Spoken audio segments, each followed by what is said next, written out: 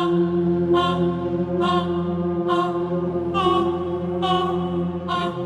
I have a serial killer calling? Of course. It's okay. Sorry. Do you have to take it? Okay, we're back. Stand by, people. Laura is doing her job right now. It's serial killer X. Oh, so the gentleman we had on last week just called right in the beginning of the podcast. Prepaid call. You will not be charged for this call. Para aceptar esta llamada, diga o gracias por utilizar Global So Telly. we'll just wait to see what he's saying, and then we'll just start our podcast. Hi, Ben. Yeah. Surprise, surprise. Okay, so we were actually just about to tell Cindy about you. Oh, hi, Cindy. Hi. Hey, How are Rob. you? Hi, Rob. Hey, how are you? All right. Another exciting day, just hanging out with the boys. Oh, who do you hang out with there? Believe Oh. it or not, I tend to hang out with only murderers. And the reason why is people seem to leave us alone for some reason, and they know we're not with the bullshit. I guess that makes sense. Well, I know you didn't get to meet Cindy last time. Cindy, do you have any questions for Ben? Oh boy. We kind of went over a lot last time. You did go over a lot last time. Mm-hmm. I don't have to think about it for a second. Totally threw me off here on the spot. I'm Laura's favorite lab rat. That's why I am Ben. Why is that? Why are you her favorite? He named himself his the favorite lab rat. Yeah, I think I try to keep a sense of humor about stuff throughout life, but I enjoy talking to her and when she tries to analyze me, but she has no idea I'm really analyzing her. So it's mutual respect. I would say that's pretty much with everyone. Yeah. You know, it's a Hannibal Clarice. We're both analyzing each other. Mm-hmm. Yeah, something like that. Yeah. What do you tell us what you know about Laura? What is your analysis of Laura? And why do you think she does all this? I think she has personally a deep driving she wants a closure in her life for some reason. She wants to be the person to stop everything. So the more she studies, the more she's learning. And the thing with people, like in my experience, not like I've ever done anything in my life, but I can tell you firsthand the things you won't learn in books. So I think she really is actually trying to help people and figure out how to prevent stuff in the future, which is fine. You know, that's her perspective. I'm still can't wait to go out and run amok if I ever get out of here. Okay. What does that mean? Run amok? Kill. Yeah. You want to do it again? Exactly that. Let's say you were out, payback though. is going to be... What was that? Let's say you were out. Just for hypothetical reasons. How would our dynamic change if I had to find you to stop you? Because like you said, I'm trying to help. So helping would be I am going to be an angel when I get out. No one will even notice. I'm going to hide in plain sight. You just said you would run amok. Even though I just answered your question. I'm going to hide in plain sight. Mm. That's your MO. Yeah, exactly. Well, let me ask you this. How would you hide in plain sight? How are others hiding in plain sight? Yeah, but not like me. No, I'm saying like how would you help us look at for the others who are hiding in plain sight? What would you? What do we have to look for? Right. What should we watch out for with people when we're meeting people, when we're talking to neighbors or friends or people, strangers? What should we watch out for when they're living in plain sight? They're living amongst us. Very simply, watch what they're saying to you. See, you can ask somebody how they're doing something and ask them specific questions like, oh, well, what do you do for a living? How are you tonight? Esta llamada y su número de teléfono será controlada y grabada. Like, what are your husband? What do you guys do? They're actually probing you for information when they're going to be alone, or they're probing you to see your schedule. If someone wants to do something, 9 times out of 10, they're the ones that are going to be asking the questions, and you just don't realize it because of your everyday conversation. That's why you should cut stuff short and simple. That's interesting. Does that make sense? Yeah. Yeah, it makes perfect Makes sense. a lot of sense. We give away a lot of information without realizing it. We do. Yeah, it's like, oh, so you're like the single mother. Oh, really? Oh, really? I got kids too. So, yeah, I took them over to the baseball game. How about yours? What do your kids do? Oh, and then they go, well, I got to pick them up over here. And then, oh, yeah, I've been there, blah, blah, blah. And it's just like, you're telling me your whole life story and when you're going to be available. So how do you tell when somebody's just being authentic versus a predator? You really can't, because the best ones that never get caught, you would never know it. It's always the nicest guy in the neighborhood. It's always the one you don't expect. And that's the problem.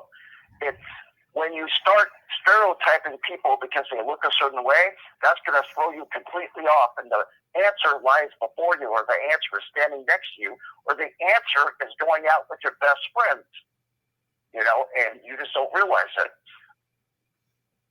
Hiding in plain sight. Yeah. Yeah. Why give yourself away? Well, you said you also Anyway, went down that's to like women's shelters and like hung out with, cigarettes. You didn't even smoke, to give them smokes and stuff like that. What other tricks or tips do you have? Like, what did you use when you were hunting? Oh, exactly what I just told you. The nicest guy, blend in. And if you really want to do it, you work as a volunteer. I get lots of volunteer work. And what happens is this. When you are in that genre, and say, for example, runaways. Okay, you start working at a runaway place, or you see where they're hanging out at like, for example, in Hollywood, and like on Ibar Street, on Hollywood and Ibar, there was years ago, there was always a catering truck or truck there, and these people would give out hot chocolate, they would give out sandwiches, they would give out all the stuff to these runaways that were hungry, and you just start doing volunteer work. Or you work, like, for example, in LA, they have like the needle exchange. If you want to pick upon a girl and you want to blend in, you start hanging out at the needle exchange, because the people that are at the needle exchange, they're looking for heroin. And you provide them what they want. And they're not going to say anything because you're providing them with the dope. And then that's how you get someone else's friend, because it's like, hey, here, you give it to them, this, hey, and then they'll vouch for you. And you know the saying where it's like, misery loves company? Well, you ask them if they have any more friends, and the only thing they're doing is setting their friends up. So when people say, never go alone, don't go with always go with somebody, the only thing you're going to do is get your friend whacked along with you, because you want to chase the dragon, you want to get high. It's just baffling to me, thinking about like, volunteering down at a homeless shelter. Like, I've done that just for pure reason. What is? So have I. Not really. That's the game. That's the game. You did not volunteer for pure reason, though. You took victims. I'm saying like, I went down, I fed the homeless, and I didn't get anything in return. I didn't take them back. It wasn't to gain trust. I'm saying, it was pure intentions. I know it. They're alive. You just answered you're answering the same question. hide in plain sight. They will never suspect you. But I'm not killing them. Now, you see, yeah, but I'm just talking about how you obtain people. That's totally different. But I'm not obtaining them either. I'm just obviously, giving if them you're food and that's it. Like I'm saying, where's the So- distinction So was between I. what did you do with So them? you were wait, I have a question. So you were able to go to a homeless shelter and feed them while you were planning on who was going to be your victim. Is that what you're saying? And it basically, yes. Except I would hang out there, or I would actually pass out meals, or I would pass out, let's say, syringes, or I would sell these people drugs. And you know another great place? Methadone clinics. Oh, yeah, it's like a kid in a candy store. At 7 in the morning, when the methadone places open up, usually there's a long-ass line, and there's lots of people there that are looking to get high. And you provide them with what they want, and they're not going to, they would never suspect you. But right, I'm Especially saying if they're Well, born. yeah, because they don't suspect you because they're already vulnerable. They're already broken. Yes. Dude, So that's what you look for. You look for broken people.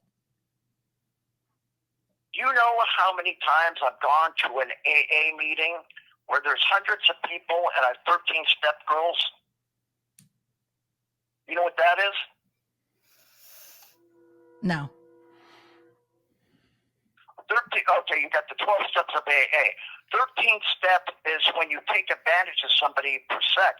You become their sponsor, and you're just there to manipulate them. Oh, yeah, you prey on somebody's but vulnerabilities. here's the real question, Ben. Is Right. what we're trying to understand is Yeah. what makes you want to target the vulnerable people? It's easy. That's the predator. They're easy. All right, let's dive deeper. easy. But what makes you it's like want shit. to? What dive deeper than that? Let's go Because it's below like- the surface.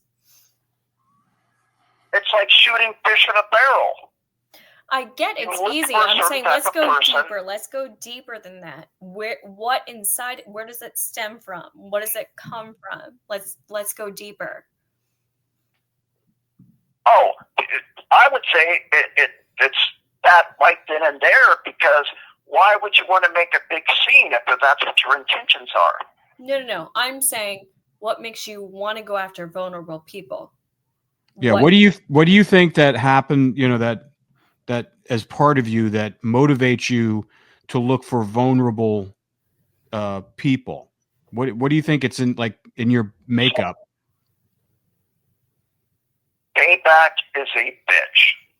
All right, so this is That's from it, right then and there. this is from something from childhood. Yes.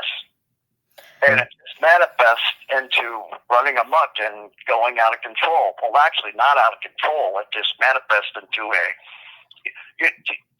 it's really odd. Once you start doing stuff so many times, if you don't do it, you start going through withdrawals.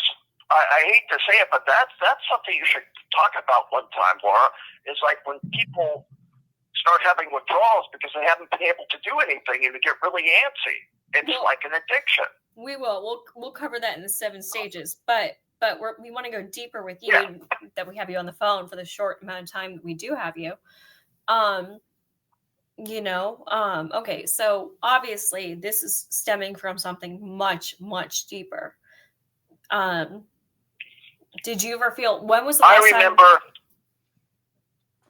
No, I can tell you what I think led to it, besides the family issues. time? Was I remember one time my dad slapping me in front of a group of girls, and they laughed, and I had to be maybe about 9 or 10 years old. These girls were 15, 16 years old. Le queda un restante de 60 segundos. That means I got 60 seconds. Okay. And I think right then and there, subconsciously, it's like, okay, you're going to laugh at me. I got something for your ass one day, and it just kind of progressed. How did you feel about your dad slapping you? Oh, felt I wanted to kill his ass for that. I was embarrassed and, very abusive family. You felt mortified, embarrassed? Yeah, extremely. And then I got very upset that they would laugh at me. So it was just like it manifested, and I think I'm going to be disconnected. Do you want me to call right back for a second? Sure. All right. But yeah, that's exactly what happened. Esta llamada y su número de teléfono será controlada y grabada. This is helpful. Wow. Has he told you that before? No, that was the first time. Yeah. Wow. That's a pretty, I think it's really interesting because everyone that we've worked with in this instance in serial killings, a lot of the girls were marginalized, people that were broken, didn't have a home, people that were easy targets, drug addicts, prostitutes, runaways. It just seems to be they're predators, these people. Well, yeah, it's just no different from Prey that they're like, it's so sick. I know. It's really sick. And the fact that he's saying that he would go to a homeless shelter. So here you are, I'd be volunteering at a homeless shelter next to a serial killer. You don't even know it. That's the thing that terrifies me, is this living in plain sight. He was a volunteer on the rape line. Well, yeah, that was Ted Bundy. Right. Bundy. They really do. They want to play the saint, the martyr. They do. Yeah. And yeah. He's a good one you can dig into. You can ask him questions. You will not be charged for this call. Gracias por utilizar Global Tel Link. Okay. Hey. All right. Well, I don't want to, hog all the time with Ben. Cindy, Rob, I'm sure you guys have way more questions for him as well. No, I mean, that was a very interesting, background reveal there. This definitely reveals some.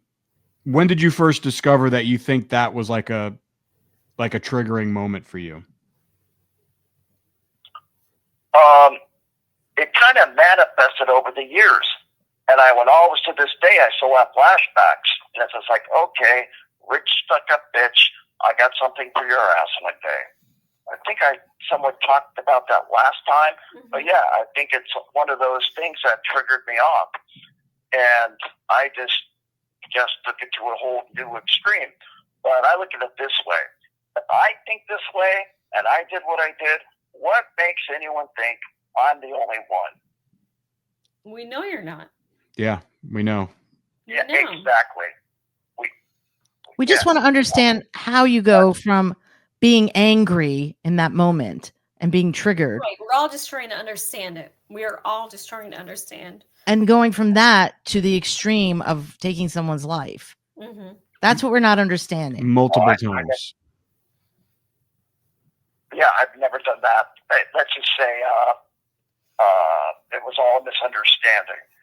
But you get really pissed off, and it's like payback is going to be a bitch.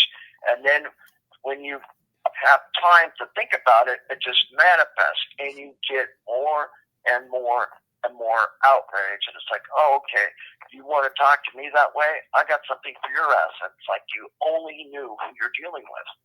And I would just kind of snicker and take a step back. It's like, okay, say what you want. Okay. So got something for you later. You just don't know about it. So when you start fantasizing, let me ask you this. From the time when you first started fantasizing, I'm talking the first fantasy, until you moved into kind of the flirting, trolling phase, how long of a time span was that from? Oh, that was years. Right. It takes years. It built up over years. Mm-hmm. Yeah. It built up over years. And then it's like, trolling around, driving around and stuff like that. And then it dawns on you, once you start doing stuff, then it's like you want to become more proficient, and then your imagination runs amok. And that's exactly, I think I'm a pretty creative person. And I have, believe it or not, I have a college somewhat technical degree. So I'm always it's not like I couldn't blend in or have a conversation with somebody, in technical fields. So people were also gravitated to that because they knew that you were one of these types of persons that knew what they were doing. And I know we've had conversations. I know we've, sorry to cut you off, but I know we've had conversations about this, about the, progression and the stages you go through.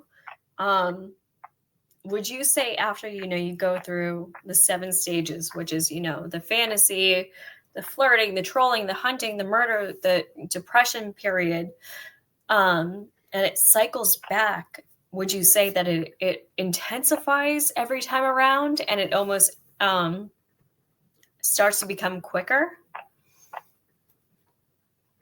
Yeah, I actually think there's an 8th stage. You think there's 8? And the 8th stage is, the 8th stage is it's just automatic. Everything that you've done previously is automatic, and then you become a master of your sport. And you don't care at all about anyone or anything at that point because you have no empathy. It's all about you. And I only can speak for myself. Well, Esta llamada y su número de teléfono será controlada y grabada. It's funny. I've seen others speak about what you're talking about. Do you think that maybe once you kind of go through this cycle, that maybe you skip the 7th stage, almost like go straight back to number 1? Oh yeah. Nothing phases you. Nothing phases you, and it's just like do what you're going to do, and then you start. Let me put it to you this way: each time you do something at that stage, you start getting more and more in depth of what you're capable of doing to another person, and you're not caring. Part of you dies, and I don't like saying that word, but part of you goes away, and it becomes fun. And it's like you get more and more mad, and you reflect. Okay. Wait a minute, Ben. That's interesting. What? A part of you dies. What do you mean by that? I want to explore that more. Well, everything that you grew up with, your morals and values, that just dies, goes away. You don't care if someone's suffering. You don't care if someone's screaming. You don't care about pulling someone's nail off. You don't care. You find it tight and interesting, and it turns you on even more. It's like burning a candle at both ends. You're going to burn out twice as quick. Are you talking about religious views that goes out, or are you talking about even more in depth? Even more. No, you just lose it, and you can't wait to do something different to someone else after you get done doing it, just to see them suffer even more. And it progresses and progresses and progresses. So the part, I guess the part that you're saying that dies about you is anything like any kind of remorse, any kind of empathy, any kind of feeling of. And then once that's dead, then you can never recover it. I haven't. If anything, like I said, I can't wait. I have big plans. What was the last thing that brought you to tears?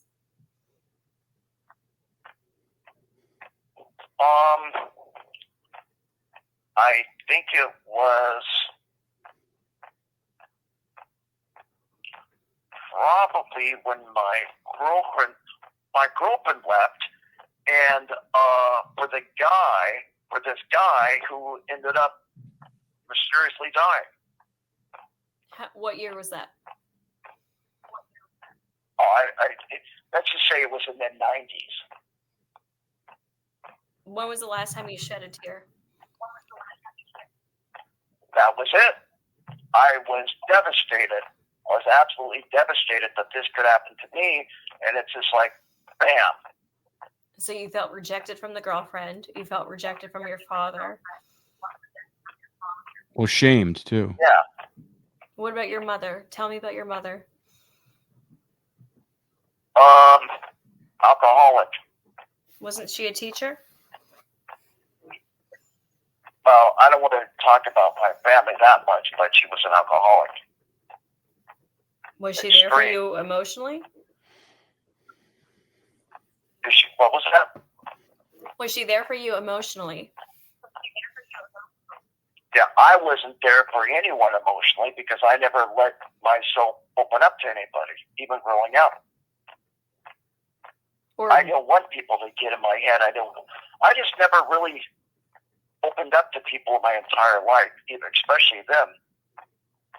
I don't ever remember, except for 1 or 2 times, telling anyone I loved them, my parents, or anything like that.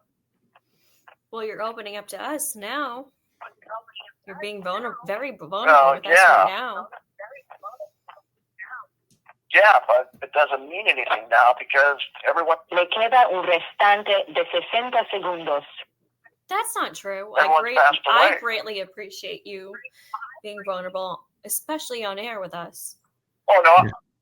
Esta llamada y su número de teléfono será controlada y grabada. I think that takes a lot of courage to do something like that.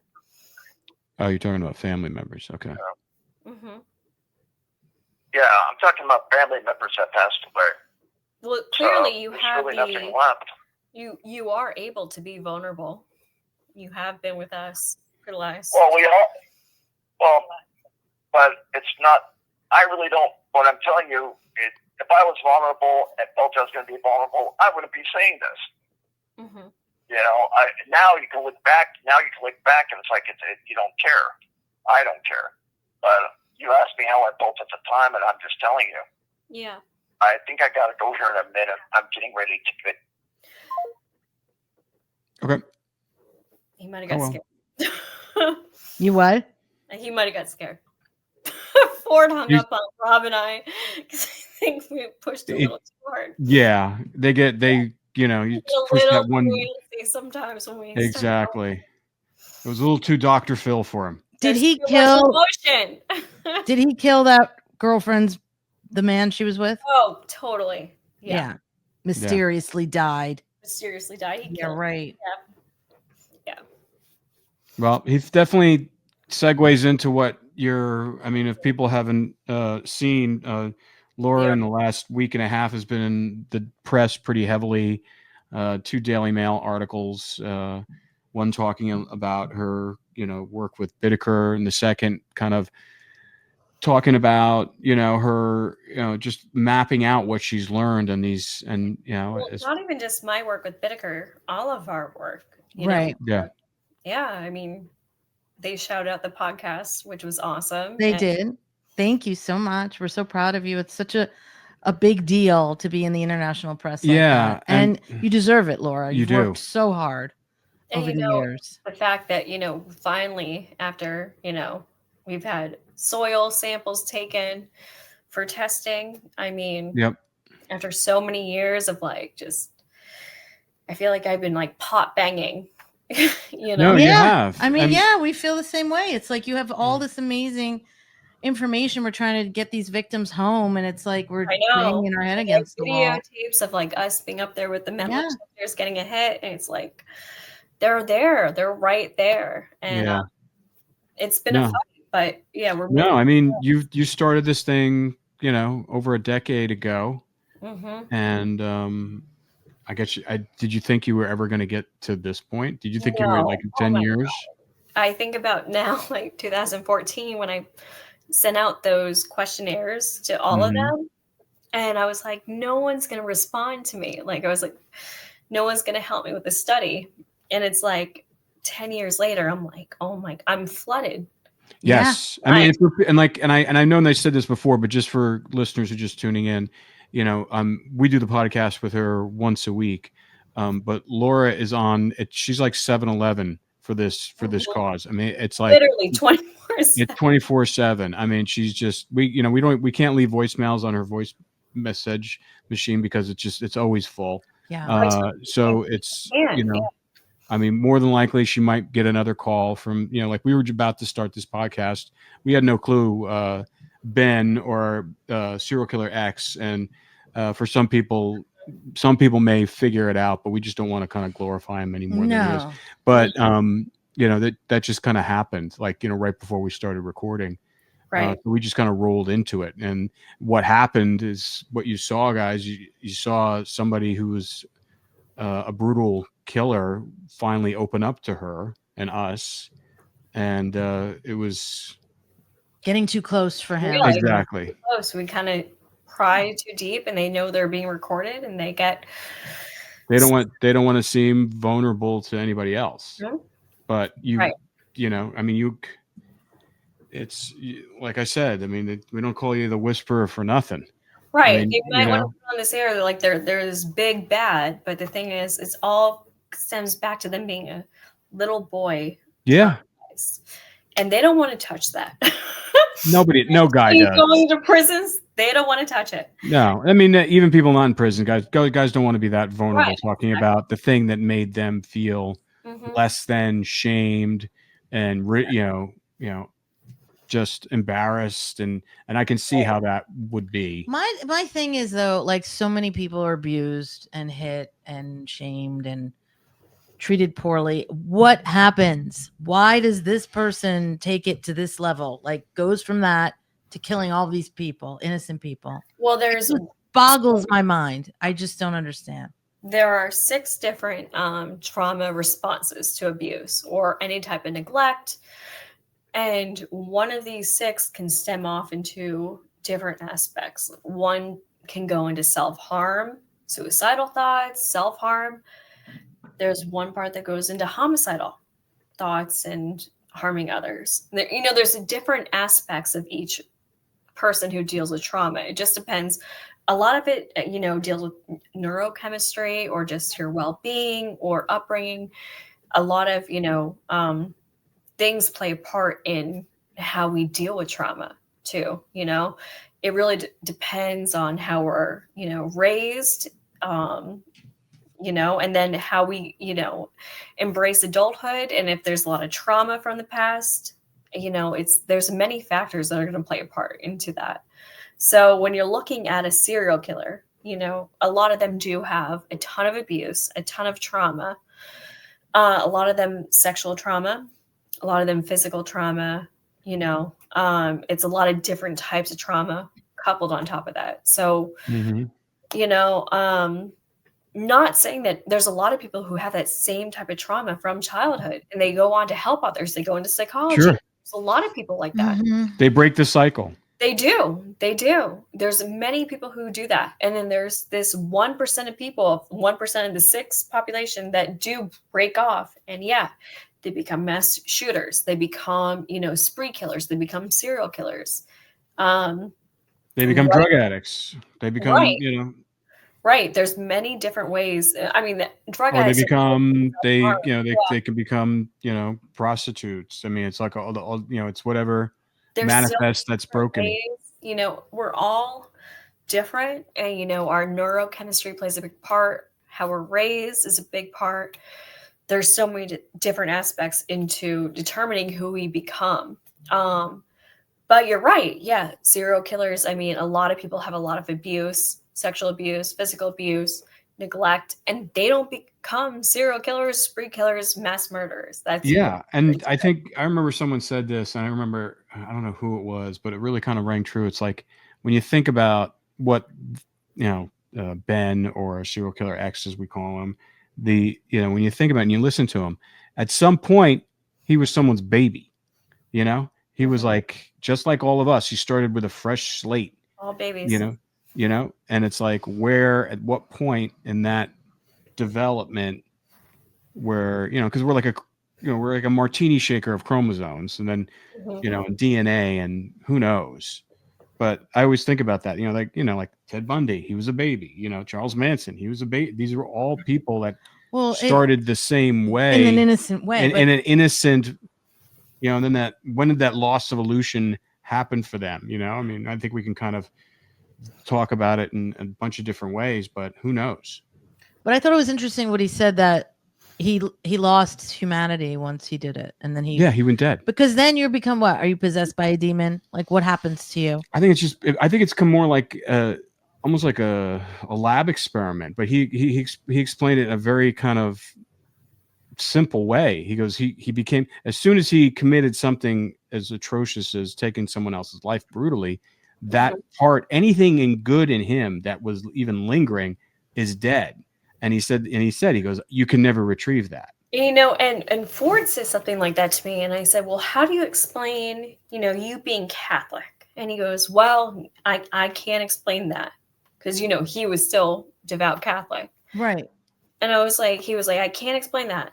But he explained it the same way David did, like something in part of you goes dead. So it's like, does a part of you die? And I mean, when Bittaker talked about, you know, a dam breaking, coming back to life, it's like, okay, so does something feel like it died and then comes back to life? Like, what do you got? It's very intriguing. What are you guys experiencing, you know, internally, emotionally? Tell me about this process you guys are feeling. Yeah. Well, I can speak to the Catholic thing, being raised Catholic. Catholic is a lot, you know, I mean, it's about repetition. It's about habit. It's about, so, you know, you can, you know, there's good Catholics and bad Catholics. They all tell me, you know, he's a serial killer. He's still a Catholic, you know, in God's eyes and in the church, you know, everything is forgiven. And so, but, you know, it's very much habitual. You know, it's like you go to church, you go to Sunday school, you go to confession. It's like there's all these things, there's all these rituals that you have. So I can understand him saying that. It becomes just part of your daily, you know, your who you are and what you do. I can't. I mean, I don't know how you can hold on to your faith and God and kill somebody. I just don't see how. I brought that up every time because I just don't get it. Well, I mean, it's one thing if you're like, shall not kill. I know, but see, there's this, you know, duality to it, because you have soldiers every day that have to do that, and they're, you know, they have, you know, I've had conversations with, you know, chaplains, you know, military chaplains that were out in combat. It's a very weird, murky world when you're being, you know, asked to kill someone as opposed to willingly doing it just for your own enjoyment. I mean, where is the difference, the moral difference at that point? I don't know. Well, I think that is. I mean, I know serial killers are way. They're doing it horrible. But at the same point, you're taking lives. Right. You're taking lives in the eyes of God. I mean, how, you know, is it, you know, one is justified, one isn't. And, but well, you know, I've I don't never know. ever spoken about this before. And, but it does seem like the right climate to at least bring it up. You know, my best friend who was murdered, Nicole, there was a year before she was murdered when I started the study. So she was murdered in 2015. Mm-hmm. I started the study 2014. So her and we both went to school for psychology. So we both had that love. Like we'd go to the bookstore and just buy Psychology Today and just sit there for hours and just geek. That was like our passion, our love. And you know, when I started my study, she was like the first person who was like, I believe in you. I know this study is going to be so amazing. Like nobody else did but her. Oh. And it's sad. And I remember like she was so fearless when the serial killers used to call me. Like she didn't care. She was like, put me on the phone with them. And they would be like, oh, my childhood. And she would say, I didn't have a mother. I didn't have a father. She goes, I joined the Army at 18 years old. I went to court. I got custody of my 12-year-old sister because of what my father did to me. This is how horrific. Mm-hmm. But if you met her, like you would never, ever know it. Like she was the most vivacious person you could ever. Well, yeah. I mean, well, that's what I'm saying. Like, here's a woman who had all this hardship and trauma as a child, and she turns it around. And she was going to psychology to help people. Mm-hmm. Sure. You know, and she was a sergeant in the Army, got custody of her 12-year-old sister, 12-year-old sister at 18 years old, you know, because she didn't want her sister to go through what she went through. I mean, Yeah. she was the strongest woman Exactly. I've ever met, and it just makes I me know. I know, terrible. it's sad. It's sad because she was contributing so much at that time. Right. She'd overcome so much and was helping, her She would just get on sister. the phone with them and say, Yeah, "You haven't lived through what I've lived through." exactly. So she had no sympathy for that bullshit. No Yeah. sympathy for either. Yeah, and I agree. I agree with I mean, her. my mother was through the Yeah, horrible horrible childhood. horrible. And she was the nicest, most loving person. She took a shit sandwich and she ate it and she turned it into caviar, and she had a beautiful life, and she was the strongest person in our entire family. Yeah. Same with her. It's like never complained, never said anything. Mm-mm. How do these like beautiful people, stem from the darkest depths? Yeah.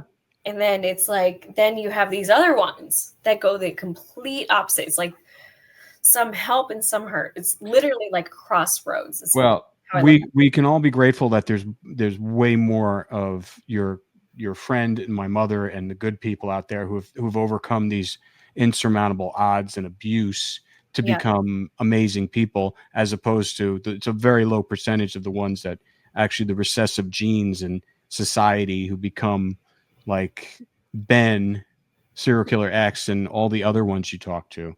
So, Yeah. And to me, it's kind of it is a, it in a way it's a weakness because you're giving into these homicidal urges just for a dopamine rush. A weaker person to choose that dark route. Yeah. I think it takes a much stronger person. No, it does take a much stronger person to go that route, to want to help somebody. Mm-hmm.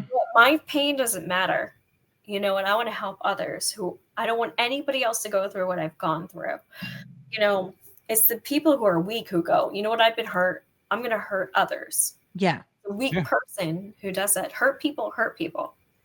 Yeah. And that's what we're witnessing. Oh, absolutely. Absolutely. Yeah. I remember one time somebody had said to me, they go, "Do you study serial killers? Do you get a sense of power?" And I go, "What do you mean a sense of power?" I go, "I'm studying the weakest human beings." Right. Yeah. I go, I don't they're the weakest humans. They're hurting others because they're weak.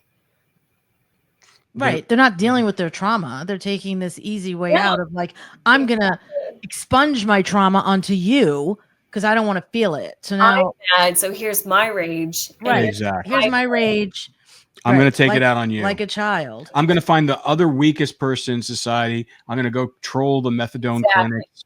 I'm going to go find clinics, the homeless shelters. It's so sad. And it's predatory behavior. It's like, at least predators in the wild, they have a reason for doing that because they need to eat.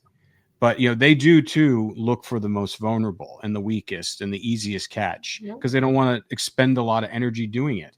And, but for this, it's a very weak-minded thing to find something weaker than yourself. It's like, I remember when I was a kid, my dad always says this, I don't care what a girl does to you, you do not lay a hair. She can hit you with a bat. You do not touch a girl, and so that was ingrained in my thing. And, and it's obvious because, it's like girls can be weaker and, and they're more vulnerable. And it's like, and as men, as when you're trying to raise a young man into you want to make sure that doesn't even enter his head. As a father, you just want to make sure you cannot put your hand on anybody, but especially, a girl or a woman. I mean, obviously, if you're being, attacked, you have to defend yourself, and you got to protect yourself. And he taught me how to defend myself, and so that's what you have to do. But still, I mean, but if you think about it, like most bullies, once you punch them in the nose, like metaphorically, they'll stop. They stop. Oh yeah. But if you're scared and you're, damaged and weak, and you allow them to. Well, the perfect example is why he jumped off the phone, because the bully was starting to. We were exposing his vulnerability. We basically punched him. We basically punched him in the nose emotionally, and he had to retract. His victims were they all on the fringe, or were they some of them not? He's a new one, so I'm still kind of digging into Yeah, I mean, based upon, he was convicted of one, right? more than one. More than one? Because I mean, I thought he was a pretty high profile. Yeah, he keeps these very We were terrified. Back in the day. Yeah. Yeah, he was a terrifying killer. I mean, he sounds very. I mean, he was in the news. It was story. So wasn't it in the 90s? Yeah, the 90s. Yeah, he was a pretty high profile. Because I remember being like, very young. He was also freaked out because last night a medium had heard our episode and contacted me, and she goes, Laura, when he was talking about spreading the liverwurst over a body. Oh God. I missed that, luckily. You missed that. I'm Yeah. happy to miss that. He goes, I saw a tattoo on an ankle and a breast, right?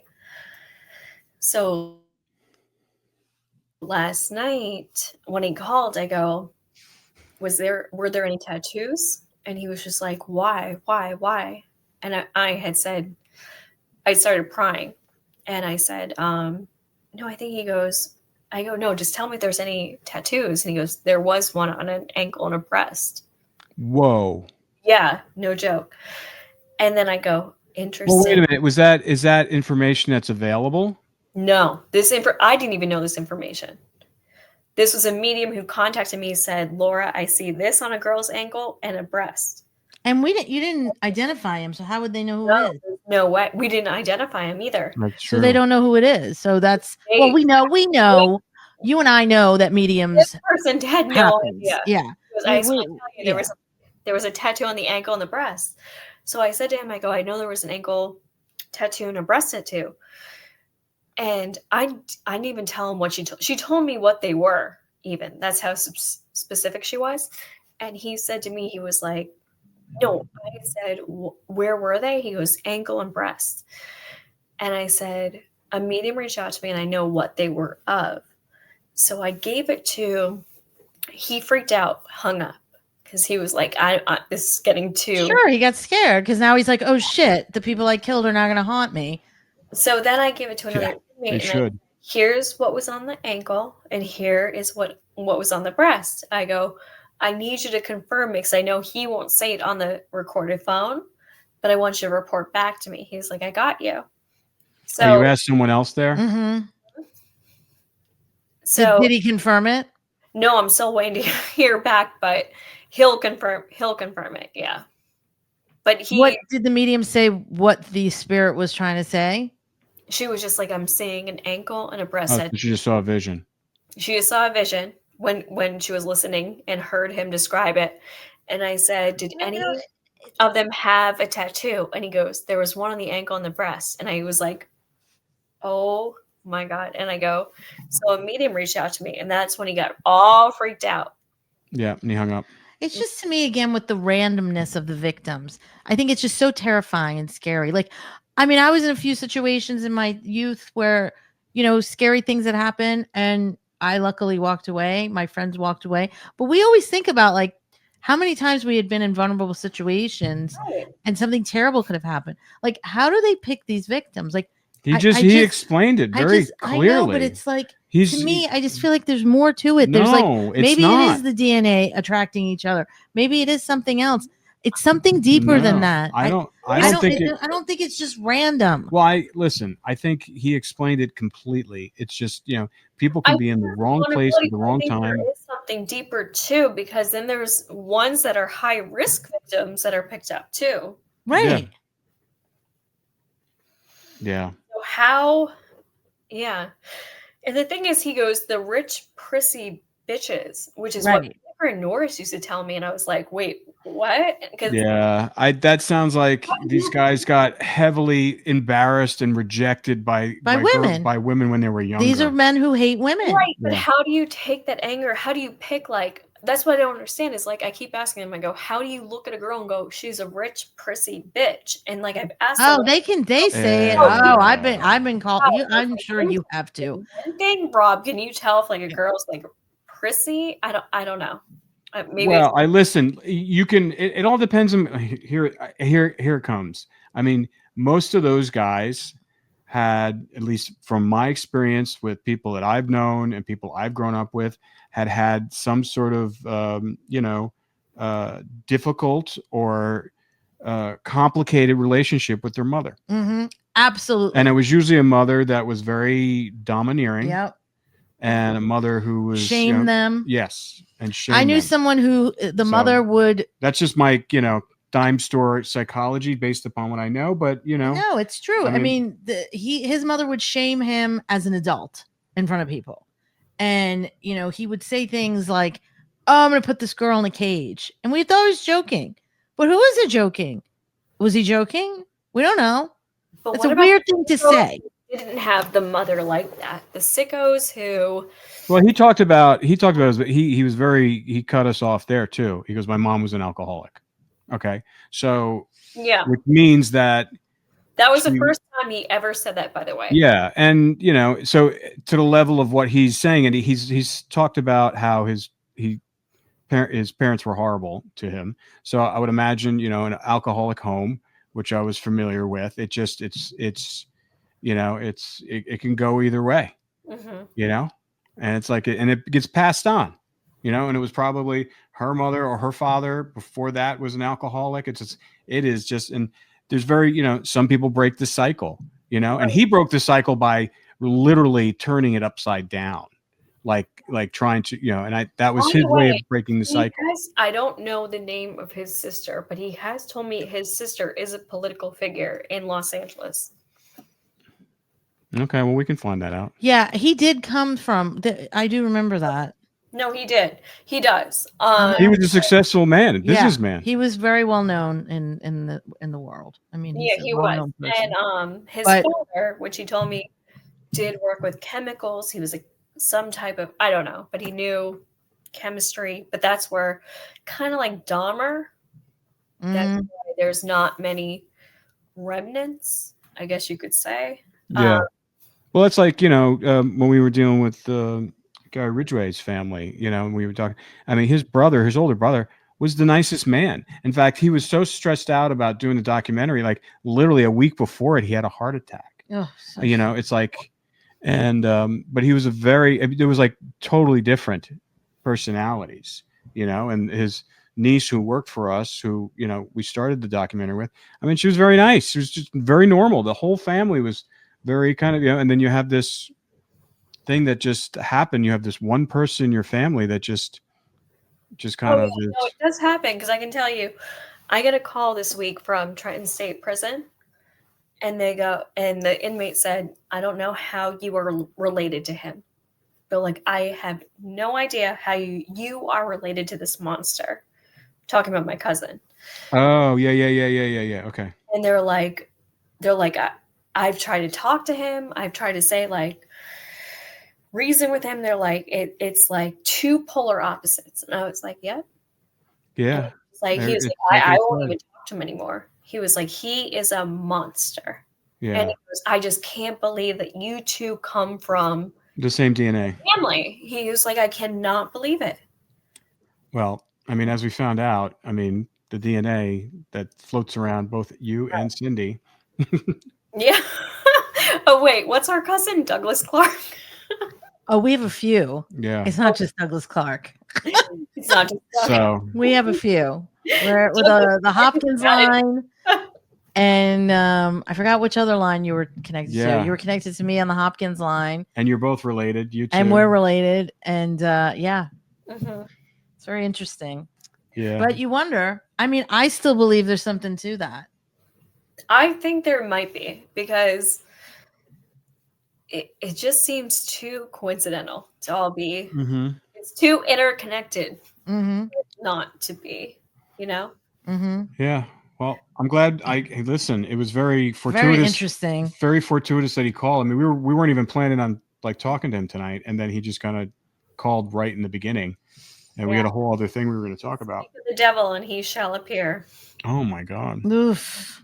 And you have that candle glowing back behind you. You know, the thing is, though, he's a good subject because he's very articulate about what he's trying to communicate. And So Yeah. for your purposes and trying to learn, I mean, he's really kind of giving you a roadmap. Great wealth of knowledge he is for that Yeah.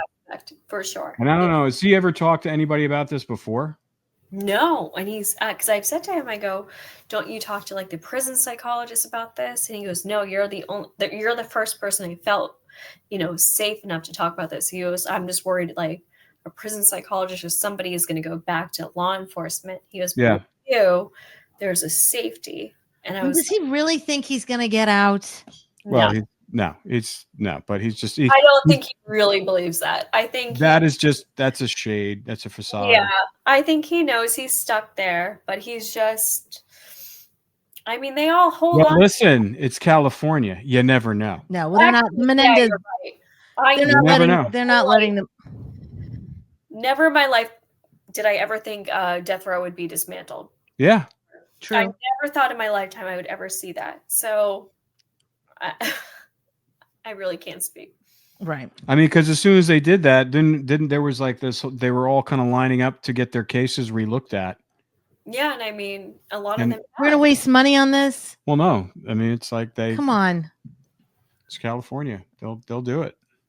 all these poor victims. I mean, let's look at the victims' family. Give them the money. There's a guy still or girl at San Quentin. They just paid for a facelift, a death row inmate. Oh, come on. This stuff makes me crazy. What? That is the most ridiculous thing I've ever heard in my life. Just paid for a kids, death row inmate to have a facelift. kids in America who can't eat dinner because they don't have enough money for food, and you're going to give tax dollars. tax dollars to people in prison to get a Death row facelift? inmate to have a facelift. Oh, I can't take it. That's Crazy. ridiculous. Feed the children that need That's to not be fed. like. Listen, they're supposed to get like Job too. they get medical care if there's something wrong with No, them. cosmetic surgery. Cosmetic surgery. I was blown away. I was like, no way. Yeah. That's absurd. And you'll never hear that in the news. You'll never hear that in the news. Never. Then they got a boob job and a facelift. Death row. Death row. Mm-hmm. I'm so glad that it worked so hard for my tax money to go to that. Right? Exactly. Mm-hmm. Unbelievable. There is a CO. How do we stop that? There is a CO calling it out right now. I'll send you his Instagram. He is like putting it on blast that this is happening. He was like, I want to talk to him. For all of this. I've been trying to get him on because I'm like, dude, we need a whistleblower telling about this shit, Well, if he's gonna go on Instagram, let's get him on. We'll get him. But I'll call him. Like, we're paying for sex changes, we're paying for surgery, it's ridiculous. jobs, facelifts. But yeah, These people killed people. Why are we rewarding them with anything? the one who got a boob job and a facelift, sex change, they killed over 3 people. Mm-hmm. Oh, I can't. That's got to change. I got to call him. I got to call Nina. Oh, I won't say it because it'll give it away who it is. But yeah. Mm-hmm. No, we need to fix that. That's not right. Maybe we can get him on because he's been making Instagram posts like calling it all out. And I'm like, come on and talk to us. Yeah. Let's try to get him. That's interesting. And I want some. Is that death row? Do you know who that death row inmate is? Yes, I've spoken. Yeah, she knows. Just doesn't want to say. I would love to get that death row inmate on here too and talk to them and talk us through the process, how they were able to do this. Right. I've spoken to this person. Actually, funny enough, no joke, they are a famous child actor. Oh. I don't know if that gives it away. I don't want to link it. No. Wow. Yeah, see, this stuff gets me mad. Okay. All right, so we're gonna have to talk to that person. All right. Good job, Laura. I'll talk to Wolfie. Okay, talk to Wolfie. Okay. Is he your guy? Yeah. All right. Okay, cool. All right, so we'll see you next week. Let's stay on for a sec. Stay on.